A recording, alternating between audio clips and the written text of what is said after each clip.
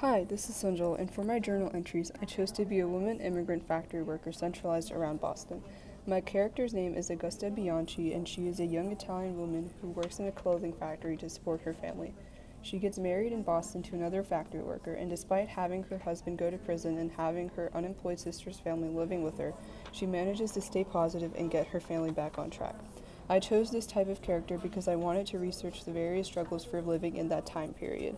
Being a woman and an immigrant during a time of growth and depression presented many problems in daily life, such as getting a job or supporting a family.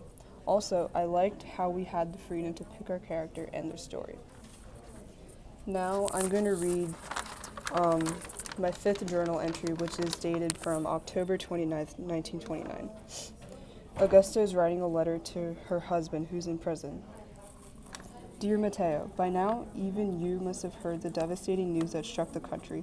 The stock market in New York City has crashed, and its effects have rippled all the way to Boston. When I was on my way to work today, right after leaving our son with the neighbors, I saw two men wearing linen suits having a heated discussion. I overheard one arguing that it couldn't have been possible that all the money he had invested could just disappear into thin air. The other one kept reminding him about something. I cannot quite remember what. Perhaps a share certificate?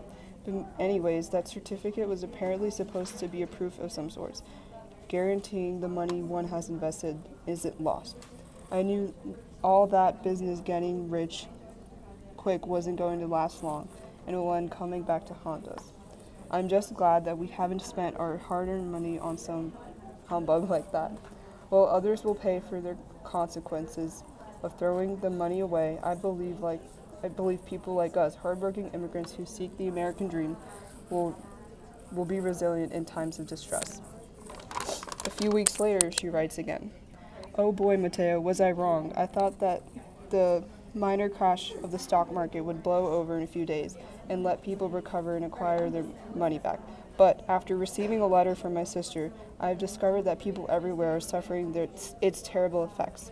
You know that Amanda and her husband are housemates and servants for one of the wealthiest families in the upper New York.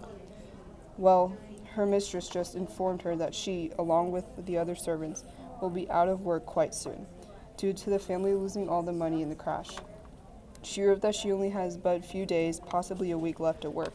My poor sister and her family have nowhere to go.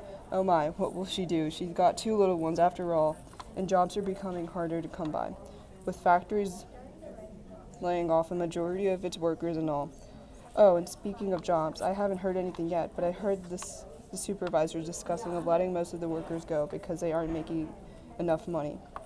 I certainly hope they consider the 9 years of work I did in the factory before they decide to lay me off.